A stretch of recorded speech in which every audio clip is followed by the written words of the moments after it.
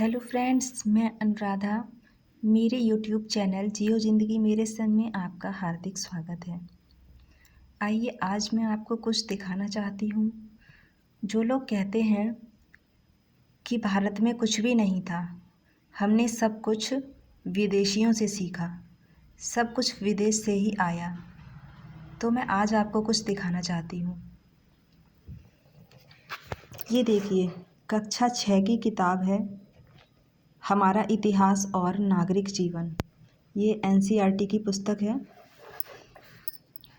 और जो लोग इस तरह की फालतू बातें करते हैं ना, मुझे लगता है उन्होंने कक्षा 6 की किताब भी नहीं पढ़ी। वो सिर्फ सुनी सुनाई बातों को लेकर आपस में झगड़ते रहते हैं और अपने ही देश की बेइज्जती करते रहते हैं। तो देखिए आज मैं आपको क्या दिखाती हूँ। दोस्तों, जैसा कि खुदाई में मिले साक्ष्यों के आधार पर आज के लोग ऐसा मानते हैं कि हड़प्पा सभ्यता सबसे प्राचीन सभ्यता है। तो आप देख सकते हैं इसमें हड़प्पा सभ्यता के बारे में लिखा हुआ है। इसमें देखिए मैं आपको कुछ दिखा रही हूँ। ये खुदाई में मिला हुआ एक शहर है जिसका ये एक छोटा सा दृश्य है। सड़क एवं गलियाँ दिखाई गई हैं। हड़प्पा की खुदाई में एक पूरा का पूरा शहर निकला। इसमें देखिए अब लिखा हुआ है, इस हड़प्पा नामक स्थल से इस सभ्यता के अवशेष सबसे पहले मिले थे। इसे हड़प्पा सभ्यता कहते हैं। पुराविदों ने इन स्थलों की विस्तृत खुदाई की तो नीचे दबा हुआ पूरा का पूरा शहर निकल आया, नगर ही नगर। धीरे धीरे आगे और खोज हुई, कई जगहों पर खुदाई की गई तो पता चला कि उस जगह एक नहीं, दो नहीं, कई नगर थे। ये नगर सिंधु नदी और उसकी सहायक नदियों की घाटी में बसे हुए थे। तो इससे ये पता चलता है कि खुदाई में एक दो नहीं, कई नगर निकले, यानी कि पूरे के पूरे शहर मिट्टी में दबे हुए निकले हैं।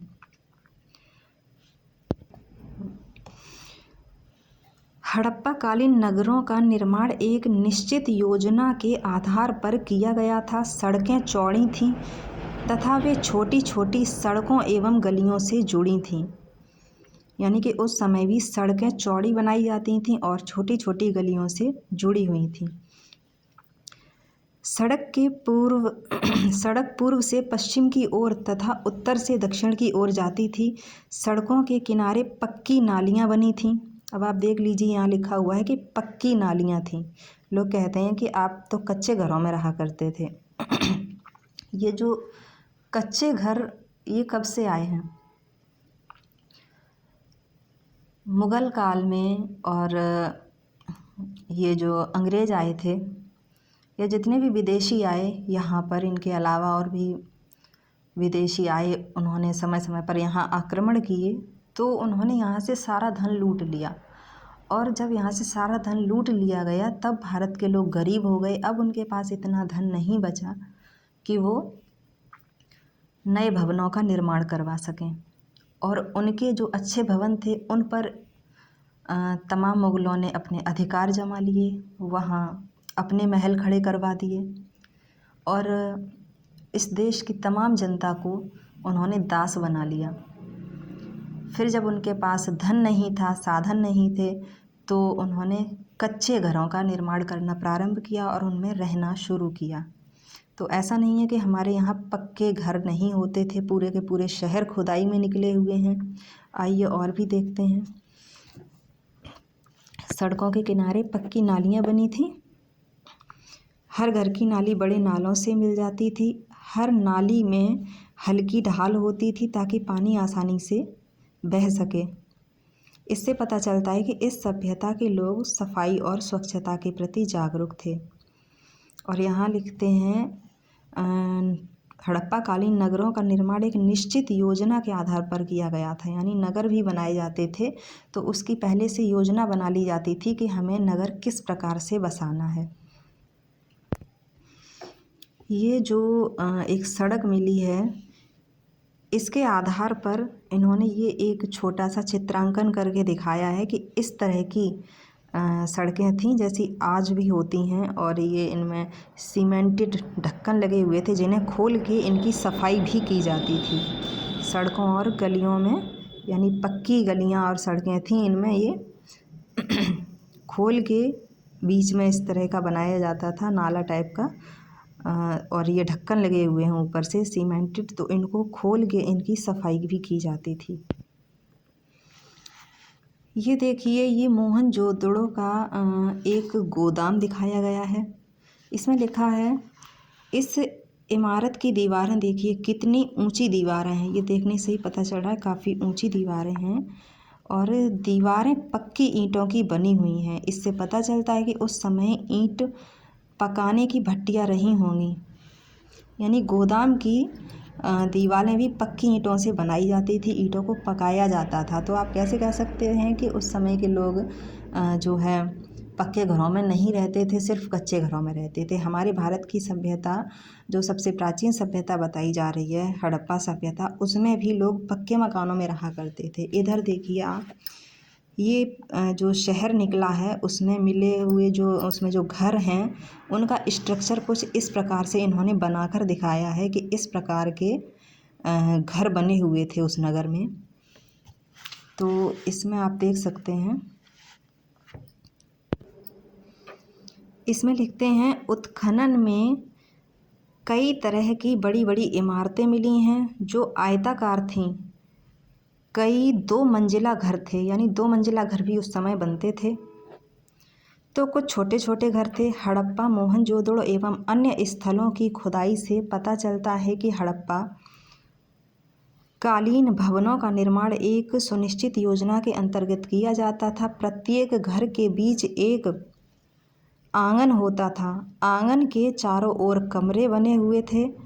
प्रत्येक घर में रसोई घर, शौचालय तथा स्नान घर का उचित प्रबंध था। अब आप स्वयं ही देख लीजिए कि उस समय के घरों में रसोई घर, शौचालय तथा स्नान घर भी बने हुए थे। यहाँ लोग कहते हैं कि तुम्हारे यहाँ क्या था, यहाँ तो लोग खेतों में हगने जाते थे। अब आप स्वयं ही देख लीजिए कि प्राचीन घरों में रसोई घर और शौचालय भी मिले हैं। यानी कि जब, इससे स्पष्ट है, जब हम लोगों से धन छीन लिया गया, भारतीयों से, जब उनके पास जब धन का अभाव था, धन सब कुछ छीन लिया गया था, उन्हें दास बना लिया गया था, तो वो मजबूरन कच्चे घर बनाकर रहा करते थे, और उनके पास सुविधाएं नहीं थीं जिससे वो लैट्रिन और किचन बनवा पाते, तो वो खेतों में जाते होंगे। वैसे यहाँ पर सब कुछ था। ये विदेशियों की सभ्यता नहीं है। आप सोचते हैं किचन और शौचालय शायद विदेशियों से हमने सीखा है, नहीं, ये हमारे देश की सभ्यता है, विदेशियों ने हमसे सीखा है। ठीक है। स्नान घर का उचित प्रबंध था। लोग कहते हैं नदियों में नहाने जाते थे। यहाँ आप देख लीजिए, यहाँ लिखा हुआ कि घर में भी जो ये हड़प्पा सभ्यता बताई जा रही है, इसमें लिखा हुआ है कि ये आर्यों के समाज से भी पहले की सभ्यता है, यानी कि वैदिक सभ्यता से पहले की सभ्यता बताई जा रही है। वैसे हमारे हिसाब से ये वैदिक सभ्यता ही सबसे प्राचीन सभ्यता है, हड़प्पा सभ्यता बाद की होगी। लेकिन इनके साक्ष्यों के आधार पर भी हम मान के चलें तो हड़प्पा सभ्यता ये सबसे प्राचीन सभ्यता बता रहे हैं, यानी कि आर्यों से पहले की भी सभ्यता उस समय ये हमारे यहाँ की सभ्यता इतनी विकसित थी कि शौचालय, स्नान घर सब कुछ घरों में बनाए जाते थे। तो आप कैसे कह सकते हैं कि खेत में जाते थे कि नदियों पे जाते थे? ये सब बीच में हुआ है मध्यकाल में, और अब धीमे धीमे सुधार हो रहा है। हम पुनः अपनी उसी विकसित स्थिति पर पहुंच रहे हैं।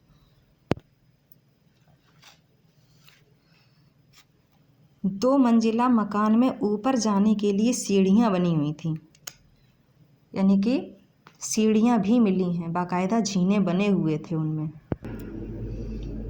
जैसा कि इन्होंने जो स्ट्रक्चर बना के दिखाया है हड़प्पा में मिले हुए घरों का, इसमें देखिए बाकायदा ये सीढ़ियाँ भी बनी हुई हैं, ये बड़ा आंगन है, इसके ये चारों तरफ कमरे हैं, लैट्रिन, किचन, बाथरूम जहाँ कहीं भी इसमें होगी। मेरी तो समझ में नहीं आ रहा, वो इस हिसाब से इन्होंने बनाया है। ये देखिए लिखा हुआ है शौचालय। ये कुआँ है, घर में ही कुआँ भी बनाते थे, उसी में से आपने पुराने घर महल भी देखे होंगे, बड़े बड़े कुएँ उनमें बने होते थे, तो उन्हें नदियों के पास जाने की क्या ज़रूरत है। घर में ही जब सारे प्रबंध मौजूद थे, पानी निकालने का भी स्रोत था, शौचालय भी बना हुआ है, रसोई घर है, छत पे चढ़ने के लिए जीने, हर व्यवस्था थी इनके यहाँ, तो इन्हें कहीं बाहर जाने की आवश्यकता ही नहीं पड़ती होगी। पुराने जो महल बने हुए हैं जो आज खंडहर हो चुके हैं, उनमें भी जब देखा गया है तो वहाँ भी शौचालय मिले हैं, वहाँ भी शौचालय बने हुए थे। ऐसा तो नहीं होगा कि राजा महाराजाओं की रानियाँ महल से बाहर जाती होंगी खेतों में, नहीं। जो राजा महाराजा थे या जो समृद्ध व्यक्ति थे, उन सब के यहाँ इस तरह की व्यवस्थाएं थीं। और उस समय का तो वर्णन यहाँ तक मिलता है कि कोई गरीब नहीं था, सब अमीर थे। कोई भी घर ऐसा नहीं मिला है जिससे ये पता चले, हाँ कम ज़्यादा हो सकते हैं, कुछ ज़्यादा अमीर होते थे, कुछ कम होते थे, लेकिन इतना गरीब कोई नहीं था जिसे झोपड़पट्टे में रहना पड़ता हो। तो आज के बाद कोई ये नहीं कहेगा कि हमने सब कुछ विदेशियों से सीखा, बल्कि ये कहेंगे कि विदेशियों ने हमसे सीखा है। आपको पता है जो कमोड वाली लैट्रिन होती है, वो भी हमारे यहाँ के जो महल हैं, पुराने मंदिर हैं,